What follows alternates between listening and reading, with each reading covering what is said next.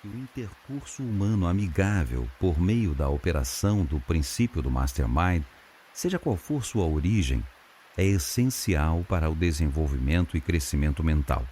E a Igreja, muitas vezes, oferece um ambiente favorável para o desenvolvimento desse princípio. Toda mente precisa de contato com outras mentes para ter o alimento da expansão e do crescimento. A pessoa com discernimento escolhe os tipos de mente com que se associa da maneira mais íntima, com todo cuidado, reconhecendo que absorve parte da personalidade de todos com que se associa de maneira regular. Eu não daria nada por um homem que não toma para si a responsabilidade de buscar a companhia de pessoas que sabem mais e têm mais influência que ele, porque tão certo quanto o dia segue a noite, um homem se eleva ao nível de seus superiores ou desce ao nível de seus inferiores, de acordo com a classe que reproduz pela escolha dos associados próximos. É fato muito conhecido que me cerquei de um grupo de mastermind de homens que sabiam mais que eu sobre a produção e o comércio de aço. Se não tivesse feito isso, nunca teria sido reconhecido como líder na manufatura do aço. Reol: entendi bem a explicação, mas há uma coisa que você não explicou e que está me inquietando. O que eu gostaria de saber é a regra pela qual se é governado ao escolher, como seus aliados de mastermind, homens que têm capacidade e conhecimento superior. Ocorre-me que homens de capacidade superior não serão influenciados com facilidade a se aliar a um homem de capacidade inferior. Quantos conseguem superar esse obstáculo na construção de uma aliança de mastermind? Carnegie: fico muito feliz por ter feito essa pergunta, porque ela me dá uma oportunidade para esclarecer esse ponto. Vamos começar chamando a atenção para os 9 motivos básicos que servem como espírito mobilizador em tudo que as pessoas fazem ou deixam de fazer. Os homens formam alianças com outros homens por alguns benefícios que esperam obter com essa parceria. O homem que controla a própria mente pode controlar praticamente tudo mais que desejar. Acontece com frequência que um homem com pouquíssima capacidade em relação a vários assuntos tenha experiência e conhecimento de grande valor prático em algum campo específico. Se ele conseguir mostrar que suas ideias são boas, que podem render lucros, não terá dificuldade para convencer outras pessoas a unirem forças com ele na promoção e no desenvolvimento dessas ideias. Embora seus associados possam ser superiores em muitos aspectos alheios ao seu conhecimento específico. Veja meu caso, por exemplo. Eu era só um trabalhador comum, mas concebi algumas ideias em relação à produção e comercialização do aço que estavam muito à frente dos métodos habituais usados no ramo. A novidade de minhas ideias, mais minha capacidade de vendê-las a outras pessoas, me colocou na posição dominante em uma aliança com indivíduos que forneceram de boa vontade o capital necessário para o desenvolvimento dessas ideias. Em muitos aspectos, esses homens eram superiores a mim. Na produção do aço, de acordo com meu plano, eu era superior a eles, e eles me reconheciam dessa forma.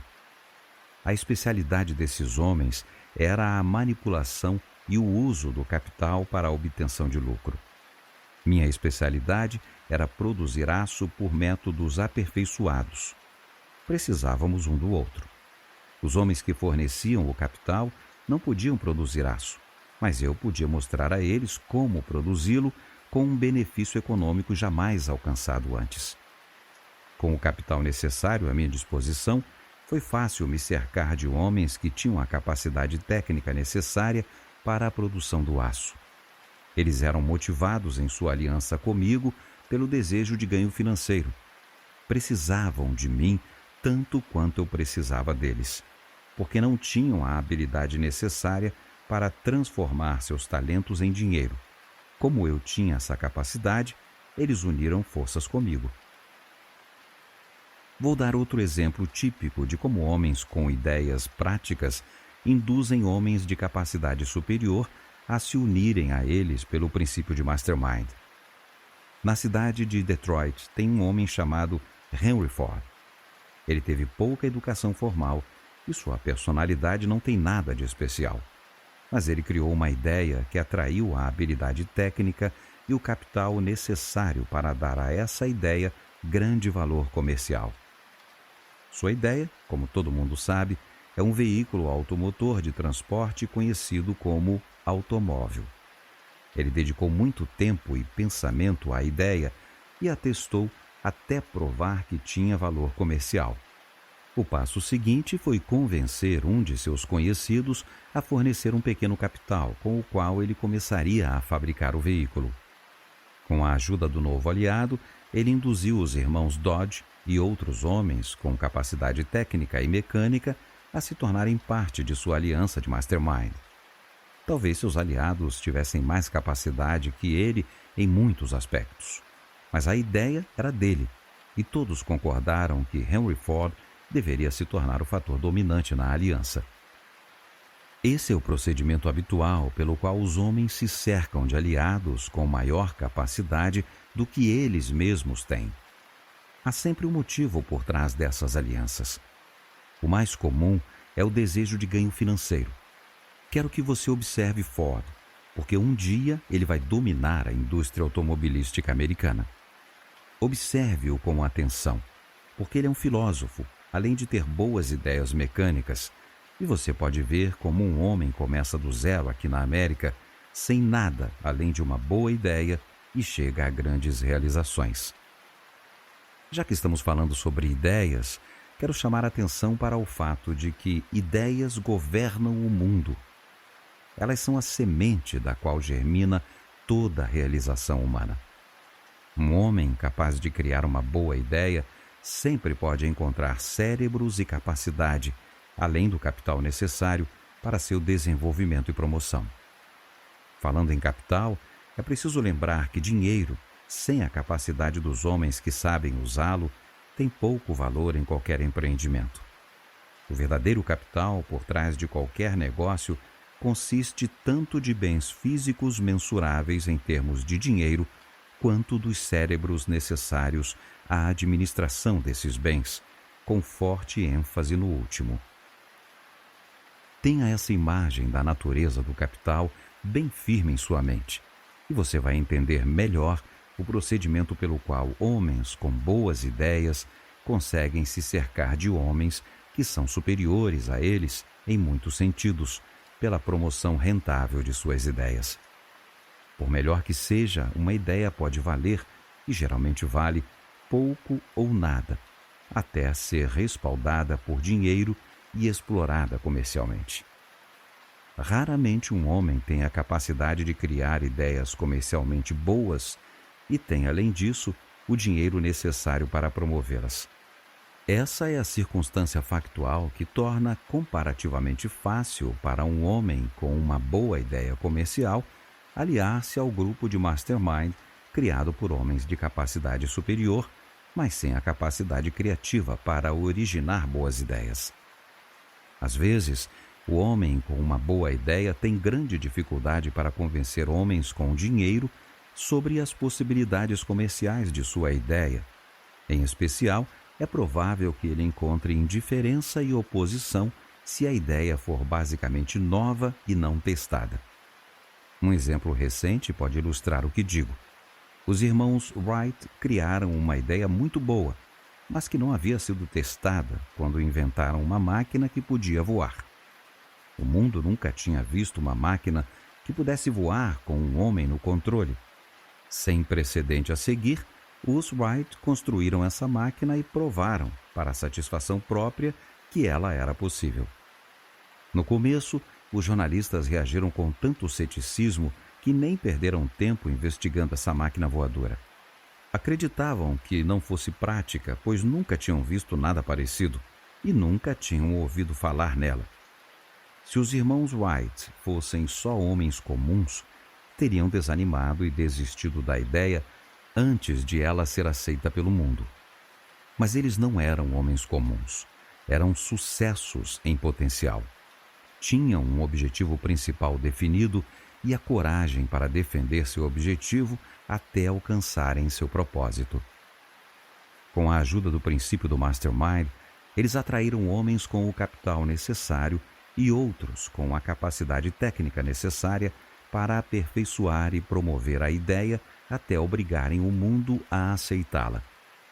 A indústria da máquina voadora está nascendo, mas vai chegar o tempo, e não vai demorar, em que viajar pelo ar será tão comum quanto viajar de trem ou automóvel no presente. Esse é o caminho de todo o progresso humano, e é assim desde o começo da civilização até os dias de hoje. Os homens aceitam ideias novas muito devagar e com resistência. Prevenir-se é preparar-se. Portanto, não se esqueça de prevenir os estudantes da filosofia da realização contra o hábito comum de desistir no momento em que as coisas ficam difíceis. Thomas A. Edison enfrentou dificuldades no início. Lembro bem como o mundo demonstrou seu desprezo por Edison quando ele anunciou que havia aperfeiçoado uma lâmpada incandescente que podia ser acesa com eletricidade. Edison passou pela mesma experiência que vive todo homem com uma ideia nova ou melhorada. Mas Edison era um homem de objetivo definido e defendeu seu objetivo ao longo de mais de 10.000 fracassos e desapontamentos, até ver, finalmente, o triunfo da coragem sobre o medo e a dúvida. Reo, fico feliz por ter sua opinião sobre a questão da persistência, porque é provável que precise seguir seu conselho por um bom tempo, antes de convencer o mundo a aceitar uma nova filosofia de realização individual. Carnegie. Sim, vai precisar de muita persistência, mais do que é requerida em muitos empreendimentos, porque vai precisar de persistência para enfrentar os longos anos de trabalho que terá de viver antes de organizar a filosofia, e vai precisar dela antes de convencer o mundo a aceitar os resultados de seu trabalho. Por isso, ressalto a importância de prestar atenção à experiência de homens que o precederam e que, sem nenhuma exceção, encontraram ceticismo e dúvida antes de suas ideias serem aceitas. Seu sucesso ou fracasso vai depender em grande medida, se não completamente, de sua capacidade de seguir em frente sem a aprovação do mundo, até o trabalho que faz conquistar reconhecimento.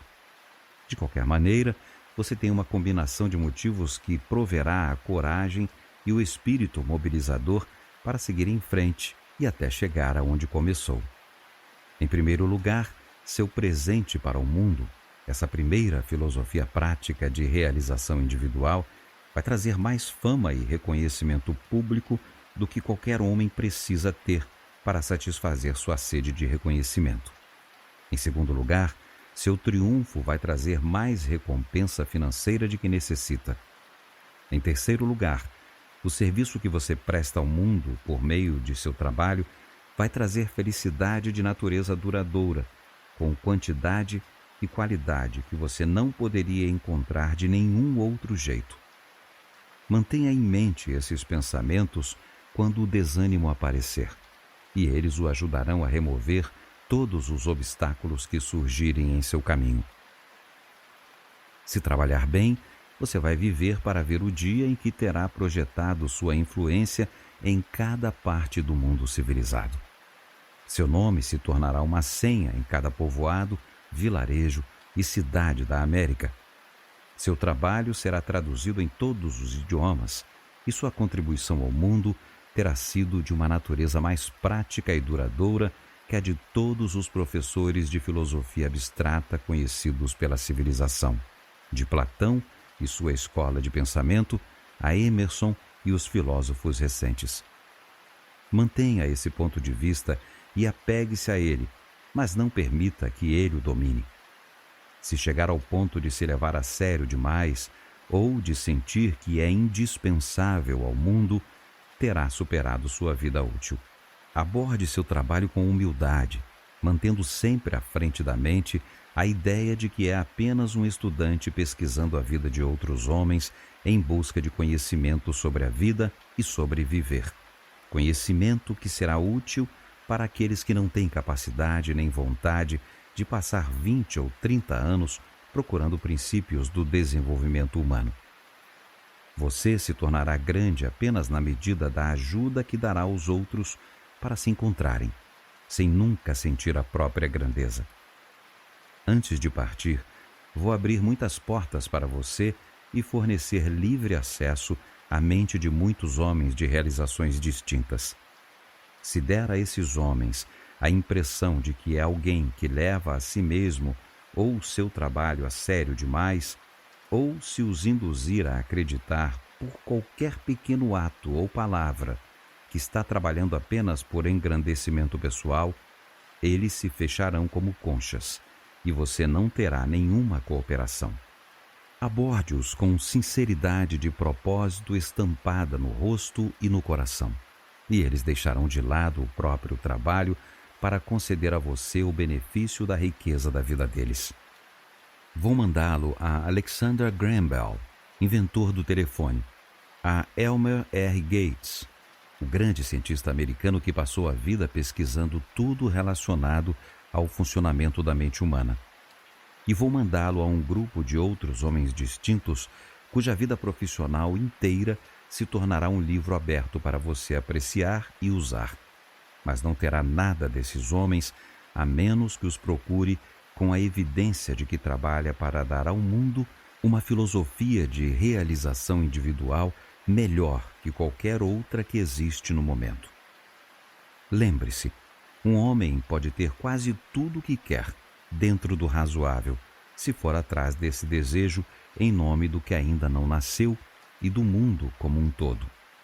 Mas, se demonstrar por seus atos e palavras que busca a cooperação por benefícios puramente pessoais, ele encontrará um mundo frio e indiferente.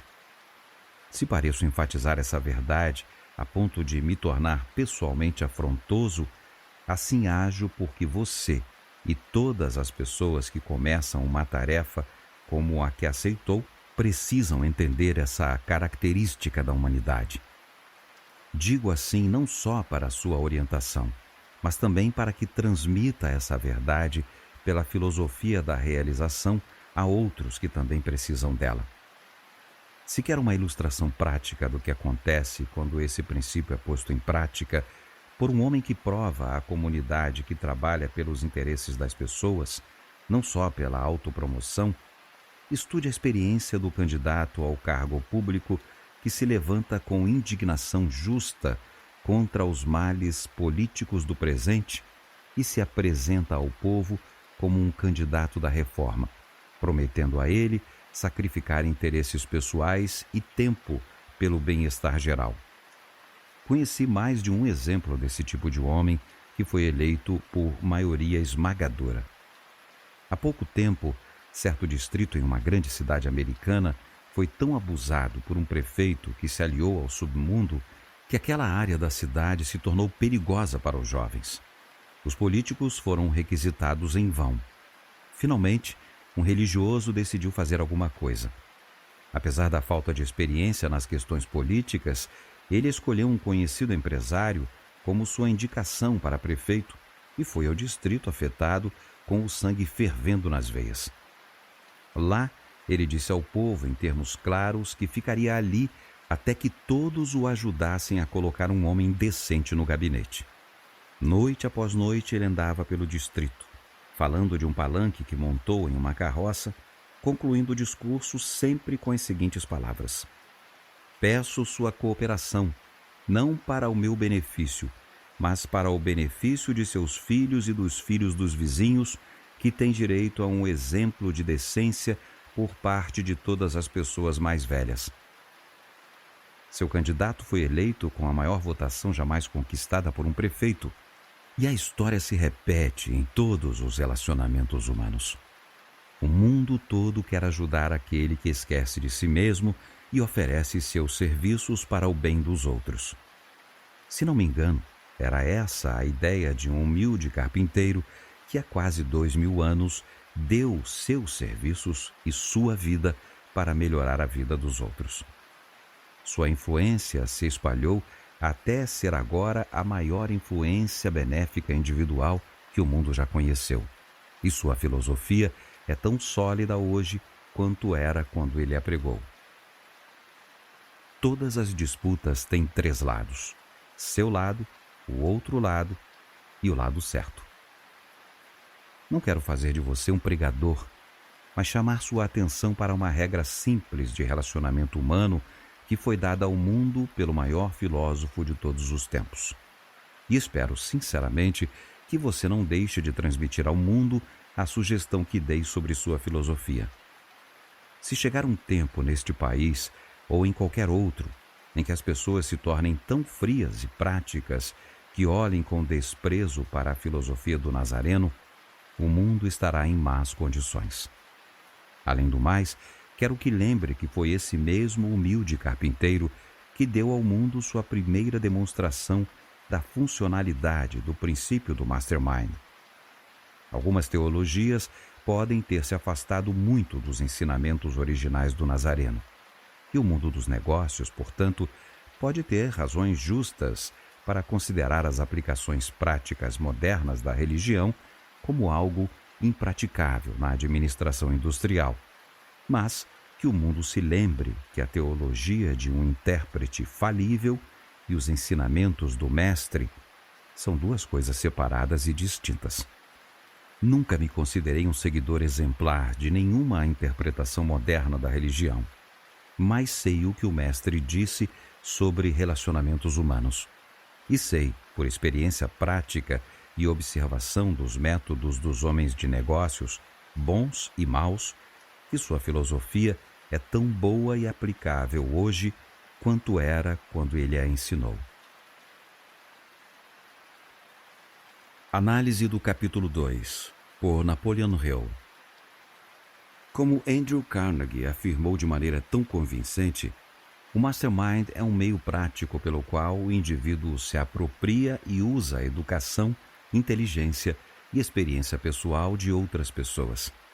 Portanto, é um meio com que se pode superar praticamente todo obstáculo que tem de ser enfrentado no caminho para a realização do principal objetivo de alguém. Com a ajuda do Mastermind, é possível examinar as estrelas do céu sem ser astrônomo. Com a ajuda desse princípio, é possível entender a estrutura da Terra onde vivemos sem ser geólogo. Pode-se observar a natureza produzindo uma borboleta a partir de uma lagarta, sem ser biólogo. Por meio desse princípio, é possível conhecer a natureza e o uso de drogas e substâncias químicas sem ser químico. Dá para conhecer a história da humanidade sem ter vivido desde o começo dela. Todas essas possibilidades e mais estão disponíveis para a pessoa que entende como aplicar esse princípio universal. Portanto, ele ocupa uma posição de primeira grandeza na filosofia da realização individual. Nenhuma alteração foi feita na interpretação de Carnegie para o princípio do Mastermind e seu papel na filosofia da realização. A pedido dele, a filosofia foi apresentada tão rapidamente quanto possível em suas próprias palavras. A seguir, acrescento minhas observações sobre o Mastermind. Sugestões para principiantes no uso do Mastermind. Aqui vai um resumo das orientações para o uso prático do Mastermind que dou a todos os iniciantes. Para todos os efeitos práticos, o estudante pode presumir que há dois tipos de alianças de Mastermind. Primeiro, a do tipo puramente pessoal, que consiste de parentes, amigos próximos, conselheiros religiosos e conhecidos de círculos sociais com quem se pode aliar para o lazer ou por propósitos educacionais, sem nenhuma intenção de transformar a aliança em ganho material ou financeiro. Segundo, alianças ocupacionais, comerciais ou profissionais formadas por pessoas escolhidas inteiramente para progresso financeiro, econômico ou profissional por lucro. Harmonia é a palavra a ser observada para o sucesso nos dois grupos.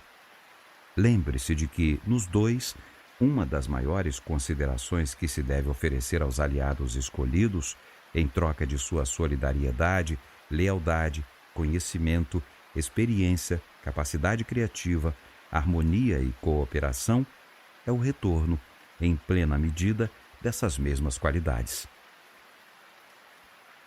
Escolha como membro da sua aliança de Mastermind, nos 2 grupos, homens e mulheres que sejam mais adequados às suas necessidades. Escolha aqueles que têm mais probabilidades de se manterem em total solidariedade com seu objetivo principal definido. Mantenha seu objetivo principal presente e firme em sua mente e na dos que escolheu para ajudá-lo na conquista desse objetivo. Se descobrir que escolheu alguém que não serve para ser membro de sua aliança, abra mão da escolha inadequada e faça uma nova seleção. 6 ou 7 pessoas costuma ser o número mais favorável para a cooperação harmoniosa. Um número maior pode se tornar desajeitado. Para alianças puramente sociais, exclusivas de empreendimentos comerciais em que a habilidade técnica é essencial, um número menor é suficiente. E esse número depende, é claro, da natureza do propósito da aliança. Membros da aliança de Mastermind devem permanecer o tempo todo em comunicação próxima uns com os outros. Devem ter um horário regular de reuniões, como o conselho diretor de uma empresa bem administrada se reúne regularmente. No entanto, não é essencial que todos os membros estejam presentes em todas as reuniões. Em reuniões formais de um grupo de Mastermind, meios e maneiras para a realização do objetivo principal definido ou para a conquista de qualquer objeto menor, tendo em vista a realização do objetivo principal, devem ser profundamente analisados em uma discussão na qual todos os membros participem, de forma que os planos finais representem a experiência, o conhecimento, a genialidade, a estratégia e a imaginação combinados de todos os indivíduos da aliança. Porém, o ato propriamente dito de pôr em prática quaisquer planos criados pelo grupo é de responsabilidade única do líder. Não espere que outros digam o que você deve fazer, quando fazer, onde fazer e como fazer, e depois façam por você. Lembre sempre que um desejo ardente, definitivamente afirmado, amparado por fé, é o começo de toda a realização e a própria essência em torno da qual o Mastermind funciona com sucesso. Desejo. O desejo profundamente assentado e definido é o ponto de partida para a aplicação do Mastermind. Não há disponível para o indivíduo conquistar com esforço próprio, exceto o que é obtido pelo desejo definido. Portanto, que o seu objetivo principal na vida se torne um desejo obsessivo. Lembre-se também de que a atitude mental é uma forma de energia contagiosa que toca e influencia cada membro de um grupo de Mastermind. Portanto, vá para as sessões do seu grupo de Mastermind com uma disposição de autoconfiança baseada em fé absoluta na realização do seu objetivo principal. Não pode haver concessão em relação ao estado mental chamado fé. Esse é o poder invisível que une as mentes de um grupo de Mastermind em uma só mente, a partir do momento em que se torna o fator dominante na mente de cada indivíduo do grupo. Fé e medo são os 2 extremos opostos do espectro de energia criado por uma aliança de Mastermind. Um representa o polo positivo do contínuo, o outro representa o extremo negativo. A fé permite que o indivíduo se aproxime de Deus a ponto de se comunicar com Ele. O medo o mantém afastado e torna a comunicação impossível. A fé faz evoluir um grande líder cujas visões não conhecem limites. O medo cria um seguidor hesitante. A fé faz homens corajosos e honrados nos negócios. O medo faz homens desonestos, indignos de confiança e dissimulados. A fé leva o indivíduo a procurar e esperar encontrar o melhor que há no homem. O medo descobre apenas defeitos e deficiências no homem. A fé se identifica sem engano pela expressão nos olhos de um homem, em seu rosto, no tom de voz e em cada atitude. O medo se identifica da mesma maneira, e em todos esses lugares sua presença pode ser reconhecida por quem quiser. A fé atrai pessoas dispostas a cooperar. O medo repele as pessoas e as torna avessas à comunicação e a responder tentativas de abordagem. A fé atrai apenas o que é construtivo e criativo. O medo só atrai o que é destrutivo. Teste esse princípio onde quiser e se convença de sua veracidade. O acerto trabalha pela fé, o erro trabalha pelo medo. Postos um contra o outro, o homem com fé abundante vencerá aquele que é desmotivado pelo medo 99 de cada 100 vezes. Porque o medo faz o homem seguir em frente sem plano ou propósito, enquanto a fé só age por planos bem definidos, tendo em vista fins claros. Fé e medo começam imediatamente a revestir seus objetivos em realidades físicas, valendo-se da mais prática e natural das mídias disponíveis. Fé constrói, medo destrói. Essa ordem nunca é revertida. A fé pode construir um Empire State Building, um canal do Panamá, ou dar segurança a uma nação. O medo rejeita toda iniciativa, grande e pequena. Fé e medo nunca fraternizam.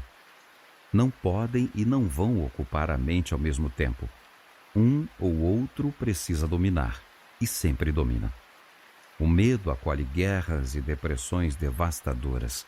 A fé as expulsa.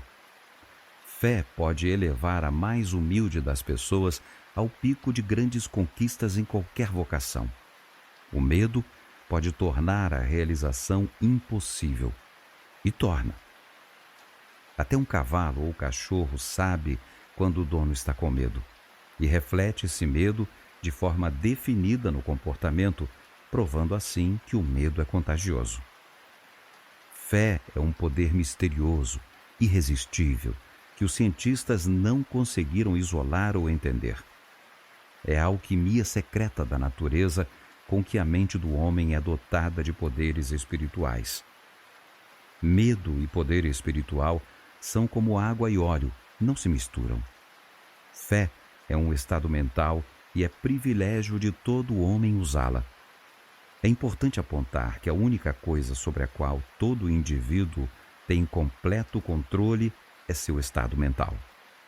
Quando utilizada, a fé remove a maioria das limitações reais e imaginárias com que o homem se prende em sua própria mente. Nenhum homem descobriu limitações para o poder da fé. A fé começa a se apoderar da mente quando o indivíduo cristaliza esperanças, desejos, metas e objetivos em uma determinação ardente de encontrar o sucesso. A fé forma uma afinidade natural com a justiça. O medo fraterniza com a injustiça. Seja grande ou pequeno, para alcançar o sucesso, todo negócio precisa ter um líder capaz de inspirar fé em todos a quem serve ou que são servidos por esse negócio. Quando você deixa de ter fé em suas metas e esperanças, é melhor escrever finis em seu histórico, porque estará acabado, seja você quem for e seja qual for sua vocação. Eu asseguro que se vocês tiverem a fé do tamanho de um grão de mostarda, poderão dizer a este monte: vá daqui para lá, e ele irá. Nada será impossível para vocês. Estou aqui enfatizando um fator importante do princípio do Mastermind que Andrew Carnegie não enfatizou, a saber, o estado mental chamado fé. Faço isso porque a experiência provou inúmeras vezes que o hábito da discussão amistosa sobre qualquer assunto, pelo que se tornou popularmente conhecido como reunião de mesa redonda, tem uma tendência clara de afastar o medo e incentivar a fé. A maioria dos homens de distintas realizações descobriu esse fato e fez uso efetivo dele. É conhecimento comum que 4 líderes da indústria americana fizeram uso desse princípio ao longo de um período de anos. Eles são Henry Ford, Thomas A. Edison, Harvey Firestone e John Burroughs, o naturalista. Uma vez por ano, deixavam de lado as responsabilidades dos respectivos negócios e viajavam juntos. Iam a algum local isolado das montanhas, onde entravam em uma aliança de mastermind com o propósito de trocar ideias. Quando voltavam, cada homem do grupo levava todo o conhecimento com que tinha ido, mais o que havia adquirido com os outros 3. Pessoas que conhecem os fatos já disseram que cada homem do grupo voltava dessas peregrinações anuais com uma mente nova e mais alerta. Como Carnegie afirmou com grande competência, a mente não é completa sozinha. Todas as mentes realmente grandes foram reforçadas pelo contato com outras mentes. Às vezes, esse reforço acontece por puro acaso, sem o pleno conhecimento do indivíduo sobre o que está acontecendo ou como está acontecendo. Mas as mentes realmente grandes são resultado de compreensão e uso deliberados do princípio do mastermind. É por isso que são poucas as mentes realmente grandes. O princípio do mastermind não é assunto de conhecimento comum para todas as pessoas. E foi a compreensão desse fato que levou Andrew Carnegie a dizer que estava apresentando ao povo da América a melhor parte de suas verdadeiras riquezas ao ajudar a organizar todos os princípios do sucesso em uma filosofia de realização individual. Observe os homens bem-sucedidos onde quer que os encontre e verá, se tiver acesso aos registros da vida deles, que o sucesso foi consequência da aplicação, de uma forma ou de outra, do princípio do mastermind. Arthur Brisbane era um homem da imprensa sem registro de realizações de grande destaque. Ele formou uma aliança com William Randolph Hearst, pela qual se tornou conselheiro confidencial de Hearst.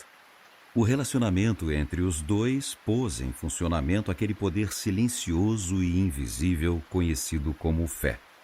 E em pouco tempo, Brisbane progrediu até uma posição importante, com seu nome no fim de uma coluna chamada Today, hoje, na primeira página diária de todos os jornais que pertenciam a Hearst. A popularidade de Brisbane cresceu até seu nome aparecer nas primeiras páginas de centenas de outros jornais do país. Sua fortuna também cresceu. E William Randolph Hearst também cresceu, tanto em poder mental quanto em riquezas materiais. A aliança levou grandes benefícios aos dois homens. Há pouco tempo, Arthur Brisbane morreu. E imediatamente após sua morte, o grande império jornalístico de Hearst desmoronou como se fosse construído sobre uma base de areia. O mastermind que desenvolveu os jornais de Hearst e os manteve em lucrativo funcionamento havia morrido com Brisbane. Tais circunstâncias não podem ser explicadas como simples coincidências ou acaso. A mente compreensiva sabe que não é assim. Procure onde quiser, entre homens e mulheres envolvidos nas mais humildes buscas da vida, bem como entre aqueles que se dedicam à administração de impérios de comércio e indústria, e vai encontrar o princípio do mastermind em evidência, onde quer que haja um indivíduo de sucesso. Kate Smith adotou o canto como o principal objetivo na vida, mas começou mal. Algumas pessoas se dispunham a ouvi-la cantar, mas poucas queriam pagar pelo privilégio. Durante longos e desanimadores meses, ela cantou quando e onde encontrava a plateia, com ou sem remuneração. Mas nada aconteceu até ela formar uma aliança de mastermind com um agente, Ted Collins. Então, tudo mudou. Ela agora canta regularmente em uma rede nacional de rádio e sua arte rende a ela mais dinheiro por apresentação do que muitos cantores ganham em um ano inteiro.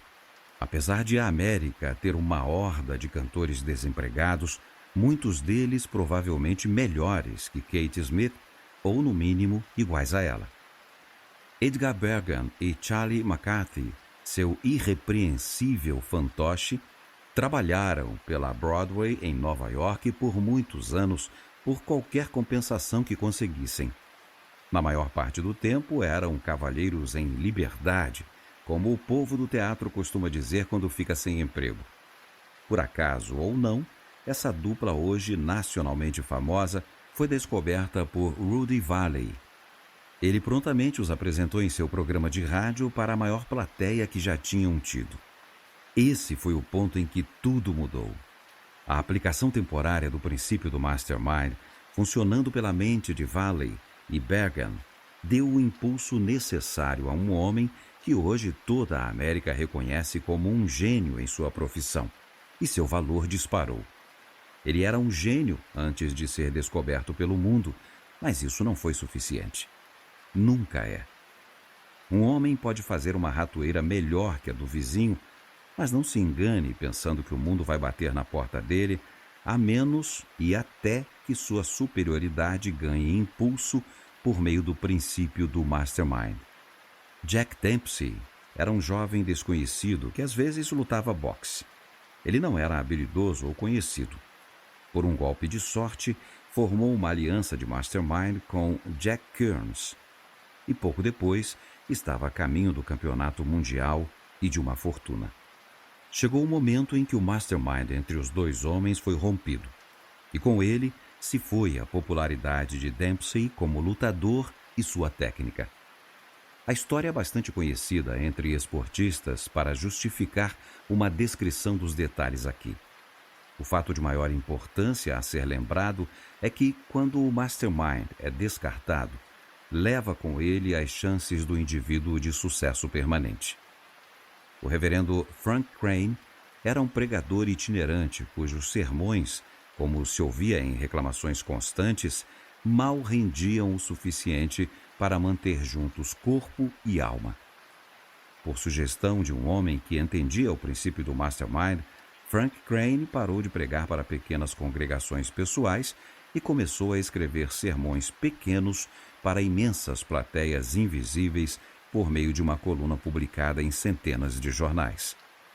O homem que o ajudou a comercializar seus sermões por meio da aplicação do princípio do Mastermind é autoridade pelo reconhecimento do rendimento anual de Crane, na época de sua morte, vários anos atrás, bem acima de $75 mil, mais do que o presidente dos Estados Unidos recebia. Seja qual for o objetivo principal definido de uma pessoa, seja administrar um grande império, seja fazer sermões, ela só terá sucesso relevante pela aplicação do Mastermind. Absorva essa verdade e você estará bem perto do ponto de partida do sucesso, como talvez jamais conheceu antes. O homem que vende mais seguros de vida que qualquer outro corretor no estado de Ohio já foi um condutor de bonde com pouca escolaridade, mas com um desejo insaciável de ser reconhecido como um homem famoso. Seu método de aplicar o princípio do Mastermind à venda de seguro de vida é interessante e educativo. Enquanto ainda trabalhava como condutor de bonde, ele se tornou estudante da filosofia da realização americana. Antes de concluir o treinamento, ele se demitiu do emprego na companhia de bondes e começou a vender seguros. Depois de capturar o espírito e o significado do princípio do Mastermind, ele começou nesse novo trabalho por intermédio de uma aplicação única desse princípio. Primeiro, fez alianças permanentes com várias lojas varejistas que vendiam móveis parcelados e propôs que elas apresentassem uma apólice de seguro de vida com o primeiro ano integralmente pago a cada casal recém-casado que mobiliasse toda a casa em uma dessas lojas. Depois, ele fez alianças semelhantes com os vendedores de várias marcas de automóveis. Animado com o sucesso nesses campos, ele formou alianças com várias firmas de investimento que asseguravam a vida de todos que comprassem casas delas. Depois, foi a vez dos bancos de poupança, que asseguravam a vida de todos os novos investidores que mantivessem certo saldo mínimo. No primeiro ano de suas operações, esse jovem ganhou muito mais do que a companhia de bondes pagou a ele durante os 10 anos em que trabalhou como condutor. Ele hoje tem vários outros corretores trabalhando para ele em várias regiões do país e dizem que sua renda é superior a um ano inteiro de rendimentos da companhia de bondes para a qual ele trabalhava. Alguns fatos sobre esse homem explicam seu sucesso.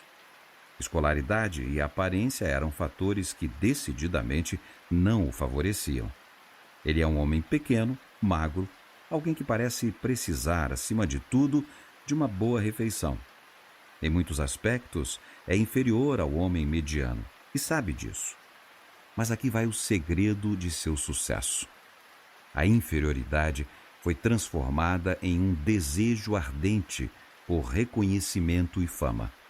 O motivo principal que o leva a trabalhar duro com um espírito de persistência que não conhece o significado da palavra impossível.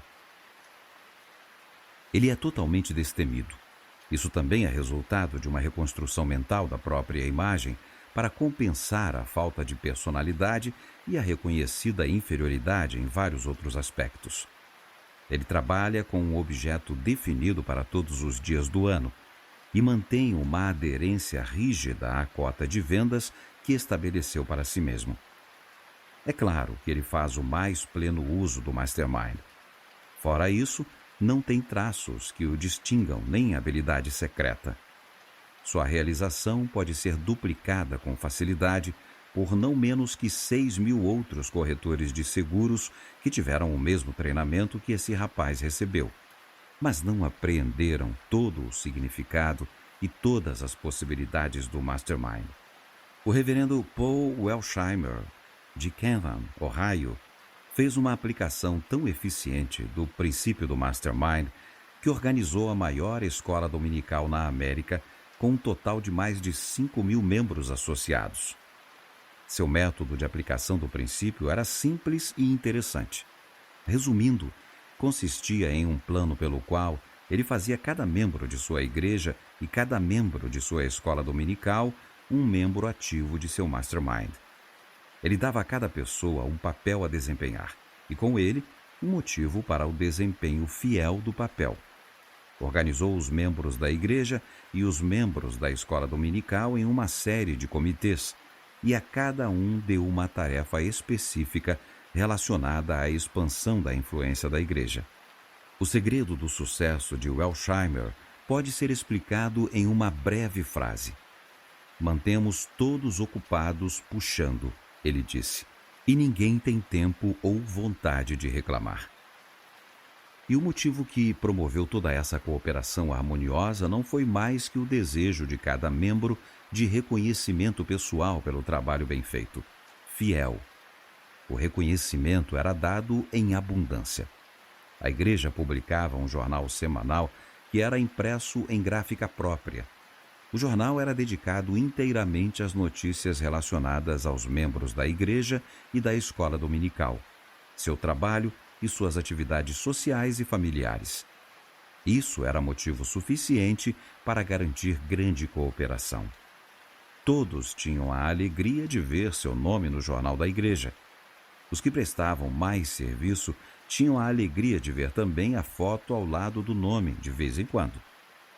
Um grande pregador, alguns dirão sobre o Welsheimer. Mas a ironia de tudo isso é que mal se pode chamá-lo de pregador. Ele não é um bom orador. Seus sermões costumam ser áridos e pouco interessantes. Ele explica dizendo que antes de entrar no ramo do sermão, trabalhava no comércio de alimentos. Mas ele é um ótimo organizador. Esse é o verdadeiro segredo por trás de suas realizações. Ele entende o princípio do Mastermind e trabalha com ele o máximo possível. Seu rebanho faz o resto, e fazem de boa vontade, se divertindo muito.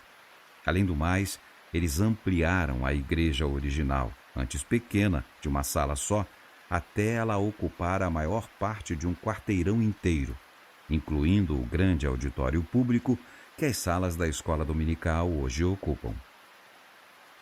A fama de Welsheimer como homem da igreja se espalhou E líderes da igreja e da escola dominical de quase todas as cidades dos Estados Unidos visitaram sua igreja interessados em saber o segredo de seu sucesso. Bem, o segredo é agora propriedade de qualquer outro líder de igreja que queira usá-lo. Consiste na aplicação inteligente do princípio do Mastermind. Mais nada. Edwin C. Barnes, associado comercial do falecido Thomas A. Edison, deve muito de seu sucesso ao jeito único como aplicou o princípio do Mastermind ao comercializar o Edphone, nome comercial para a máquina de ditado de Edison. Na época em que ele começou a aplicação incomum desse princípio, sua força de vendas era formada por cerca de 20 homens.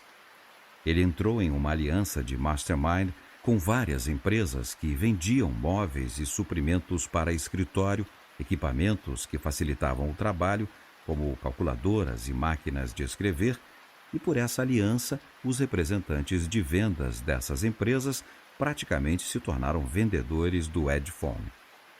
O arranjo determinava que os vendedores do Edphone e os vendedores que representavam as firmas de máquinas de escrever e equipamentos para escritório trocariam favores, fornecendo uns aos outros o nome de possíveis compradores de seus respectivos produtos, sem custo para ninguém.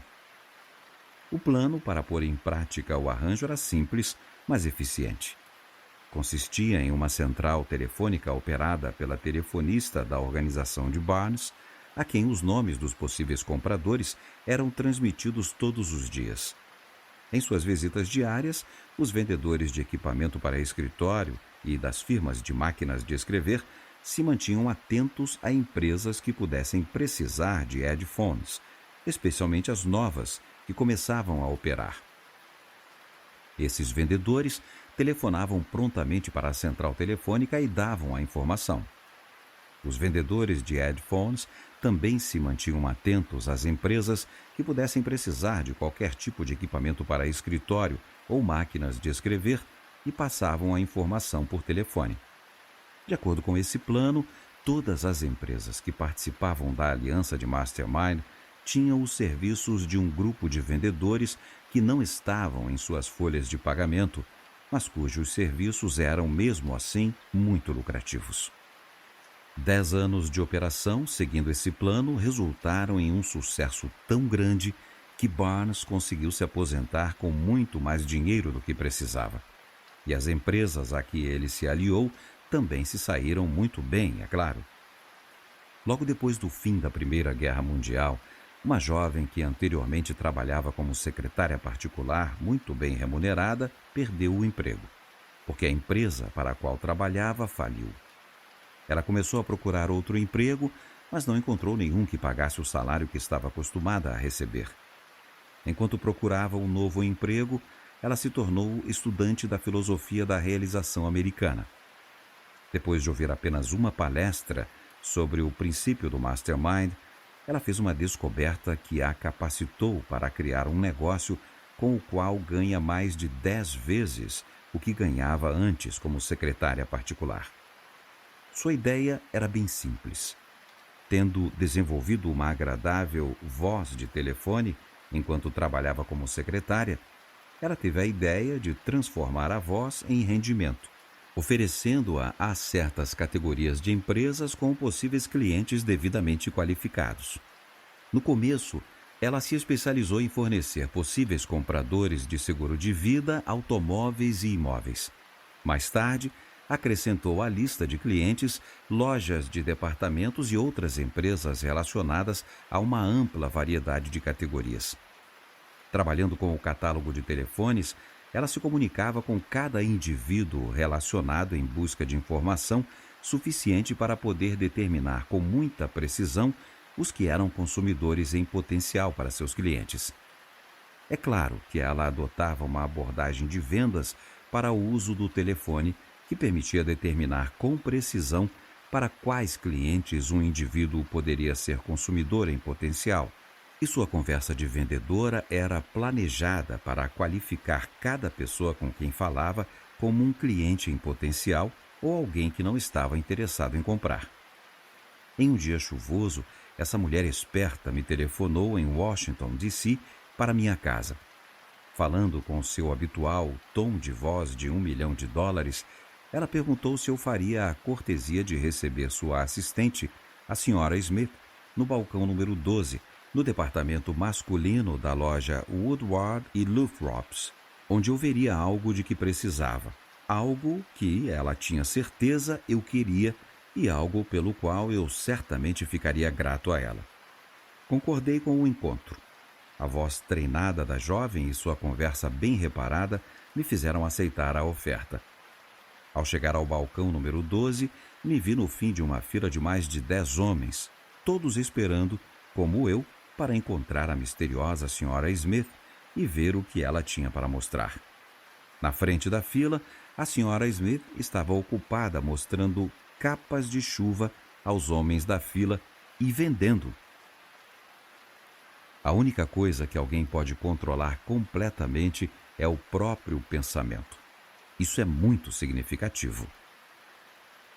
As vendas do dia somaram 156 capas, sem falar no belo lucro para a jovem inteligente com voz de US$ 1 milhão. Todos os homens na fila estavam ali com uma disposição favorável, mas um deles tinha uma informação que os outros desconheciam. Ele havia treinado aquela jovem na arte de vender por telefone. Seu nome era Napoleon Hill. O treinamento por ele oferecido à jovem estudante sobre o princípio do Mastermind tinha sido tão completo que ela o fisgou com a isca que era dele.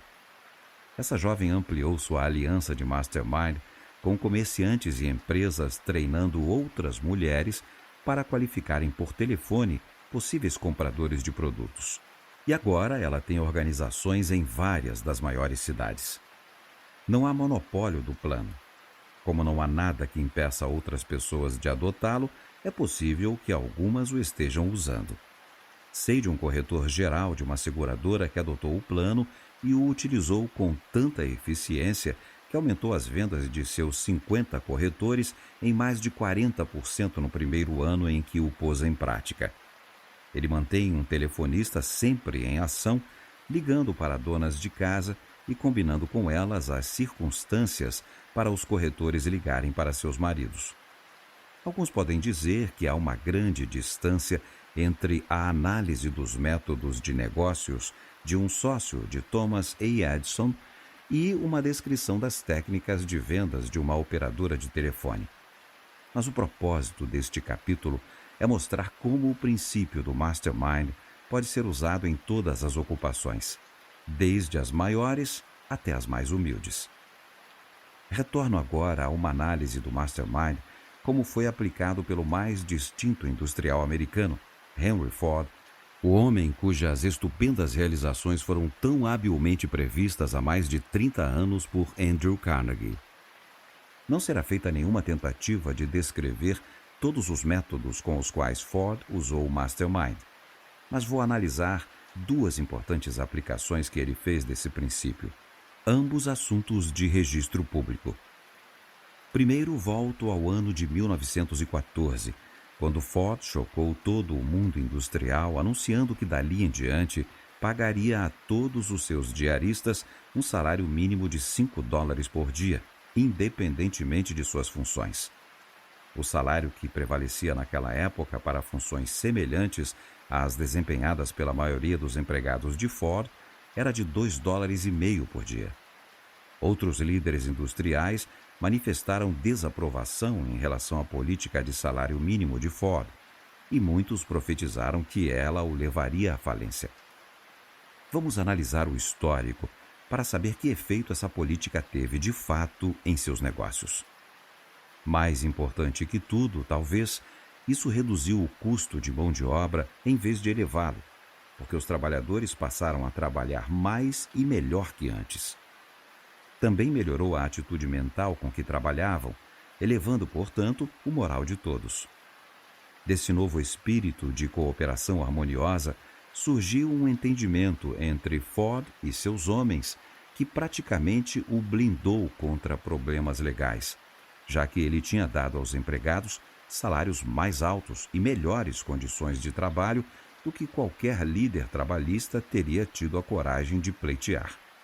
E vamos lembrar que mais de 20 anos depois, quando agitadores decidiram romper o espírito de cooperação entre Ford e seus funcionários, receberam pouco incentivo. A aliança de mastermind que Ford estabeleceu entre ele mesmo e seus homens, por meio de sua política de salário mínimo, em outros aspectos coincidente com essa política, tem sido um dos fatores mais fortes de seu estupendo sucesso. Da mesma forma que foi essa política que permitiu a ele reduzir o preço de seus automóveis ao longo dos anos, enquanto outros fabricantes aumentavam os preços de seus produtos. Muito antes de Ford adotar o princípio do Mastermind como um meio de garantir melhor cooperação de seus funcionários, ele o pôs em uso em outra direção, que teve repercussões muito mais amplas que afetaram todos os seus negócios e que possibilitou que ele controlasse sua indústria sem ir buscar capital de giro no mercado financeiro profissional. O método pelo qual ele levantou esse capital foi prático e simples, como foram de fato todos os métodos de Ford nos negócios.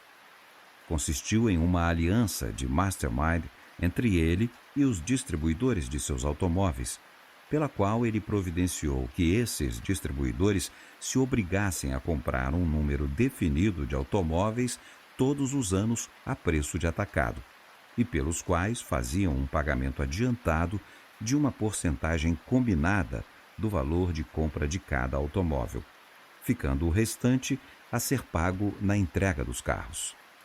O adiantamento era suficiente para dar a Ford o capital de giro necessário para a produção de seus automóveis. Portanto, não foi necessário pedir empréstimo ou vender ações da empresa. O valor de mercado desse método de financiamento foi estupendo, e ele consiste em um princípio muito sutil de psicologia de vendas que poucas pessoas pararam para analisar, a saber, Ford obteve seu capital de giro na mesma fonte que comprava toda a produção de sua fábrica. De acordo com esse plano, seus distribuidores ocupavam a posição única e equivalente à de um sócio de Ford. Um relacionamento que fazia desses distribuidores compradores e vendedores de toda a produção, além de provedores do necessário capital de giro para a produção dos carros. Essa estratégia de financiamento livrou o Ford de um trabalho caro de vendas e ainda deu a ele o capital de giro necessário, sem submetê-lo ao controle de financeiras profissionais. Até onde sabe o autor, Ford é o único operador industrial em larga escala que teve a visão de relacionar o financiamento de um negócio à distribuição de seu produto, de tal forma que esses dois importantes fatores sejam assegurados pela mesma fonte. Essa é uma aplicação do Mastermind de grande importância econômica. O método ortodoxo comum de financiamento de grandes organizações industriais ou empresariais negligencia completamente o famoso plano de Ford de relacionar-se com seus financistas e os compradores de seu produto. As circunstâncias desse plano garantiram a ele a mais plena cooperação na administração de seu negócio. O procedimento habitual na administração de operações industriais é garantir capital de giro de um grupo de pessoas, geralmente pela venda de ações, e vender os produtos a outro grupo inteiramente diferente. Nesse caso, os proprietários do negócio têm pouco em comum com as pessoas que compram seu produto. No plano de Ford, todos que participam em alguma medida do negócio têm um motivo definido para cooperar com ele. Comenta-se que alguns distribuidores de Ford reclamaram de sua política de obrigá-los a comprar uma cota regular de automóveis e pagar adiantado por uma parte dessa compra. A melhor resposta a essa queixa, do ponto de vista de Ford, é o fato de todas as franquias de distribuidores Ford no mundo serem um bem que pode ser convertido em dinheiro a qualquer momento. Portanto, conclui-se que a política pela qual Ford se relaciona com seus distribuidores deve ser, de maneira geral, muito lucrativa para eles, tanto quanto para ele mesmo. O jeito Ford de aplicar o princípio do Mastermind se estende muito além da aliança que ele tem com seus distribuidores e funcionários imediatos. Ele se projeta para quase todas as regiões habitadas do mundo e abrange uma maioria de milhões de homens e mulheres que possuem e dirigem seu automóvel. Por meio dessa aliança com o público, e é uma aliança voluntária do ponto de vista do público, Henry Ford ocupa provavelmente mais espaço amigável na mente do povo americano do que qualquer outro industrial vivo. Esse bem, em forma de boa vontade, é um tipo de riqueza que não se pode calcular em meros extratos bancários, automóveis e máquinas. É algo que pode ser convertido em dinheiro e é maior e mais duradouro que qualquer coisa material. Se Henry Ford fosse destituído de cada dólar que possui e cada uma de suas fábricas de automóvel fosse queimada, e se ele fosse privado de todos os outros bens materiais que tem, ele ainda seria mais rico que Creso, porque poderia converter boa vontade em todo o capital necessário para uma recuperação tão rápido quanto seria mandar uma mensagem para seus milhões de amigos no mundo. Eles ofereceriam o dinheiro até o último centavo que tivessem, se necessário, e investiriam Em quê?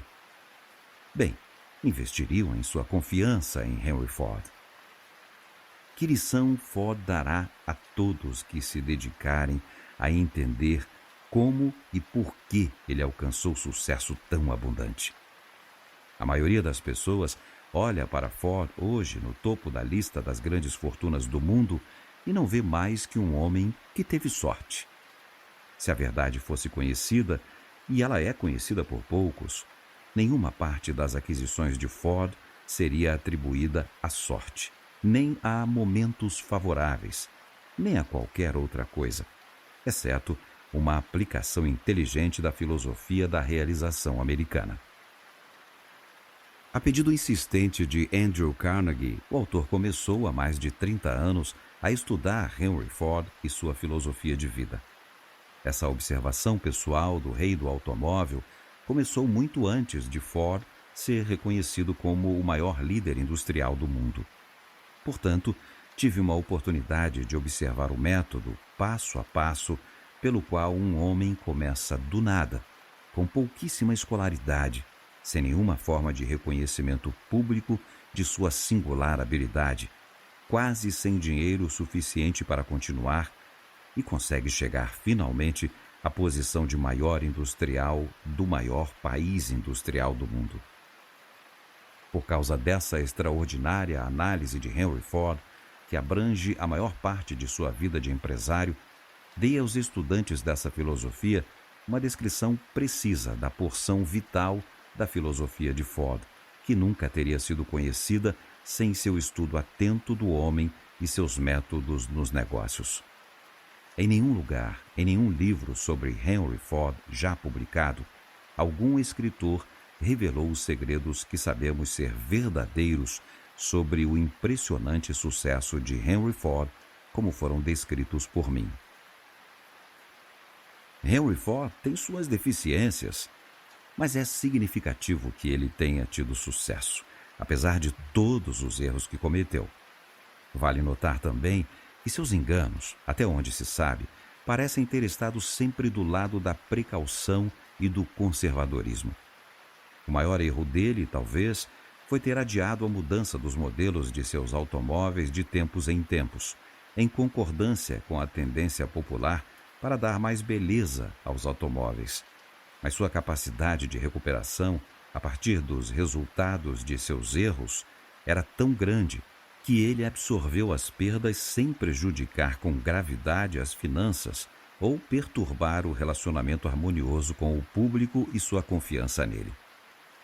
Dedico-me agora à descrição do princípio do Mastermind, como foi e pode ser aplicado a ocupações variadas, e a apresentar Elmer A. Gates e Alexander Graham Bell, os grandes cientistas americanos que Andrew Carnegie me orientou a procurar em busca de colaboração para a organização da filosofia da realização americana.